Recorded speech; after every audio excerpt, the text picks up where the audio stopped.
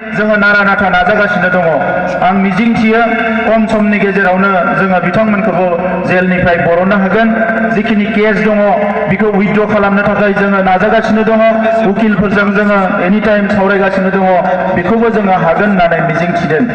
दा बेजों लोगोसे दिनैनि समाव एकर्ड इमप्लिमेन्टेसन जानो थाङोब्ला एकर्ड इमप्लिमेन्टेसना जाजोबोब्ला जिखिनि फसंथानफोर जोङो गायसननो लादोंमोन बियो जोंनि ओनसोलखौ रायजो नङाब्लाबो गुबुन गुबुन जौगानाय ओनसोल बायदियैनो एखे लेभेलावनो लांनो थाखाय माखासे फसंथान बेवहाय लिरनाय दङ।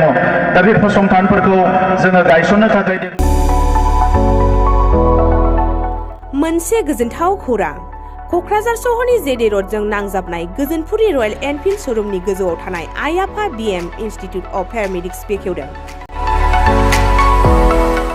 बे आइ आफा बिएम इनस्टिट्युट अफ पेरामेडिक्सआ नोंथांमोननो लानानै फैदों देहा जोथोन लाखिनायनि माखासे आयदाफोरनि 2024-2025 मायथाइनि मुं थिसननाया फैगौ 15 जानुवारिनिफ्राय जोबथा मार्च दानसिम सोलिगासिनो दङ। 10+2 नि उथ्रिसारनाय बिजाथि एबा फरायसाफोरा बे पेरामेडिक्सआव गावारि सोलोंथाइखौ लानो हागोन। क'क्राझार सहरनि गोजोनपुरि एबा गांजिमा बाजारजों नांजाबनाय आइ आफा बिएम इनस्टिट्युट अफ पेरामेडिक्सआ नोंथांमोननि थाखाय गोदान मुं थिसननाय आयदाफोरा जादों medical laboratory technology, first aid patient care and assistant nursing, OT technician, ICU technician, radiology technician कर्सखौ 2 बोसोरनि गेजेरावनो आबुं खालामनानै बिएसएस डिप्ल'माखौ लानो हागोन। लोगोसे गासैबो डिप्ल'माखौ लानायनि उनाव सोरखारि साख्रि मोननायनि सुबिदाबो दङ।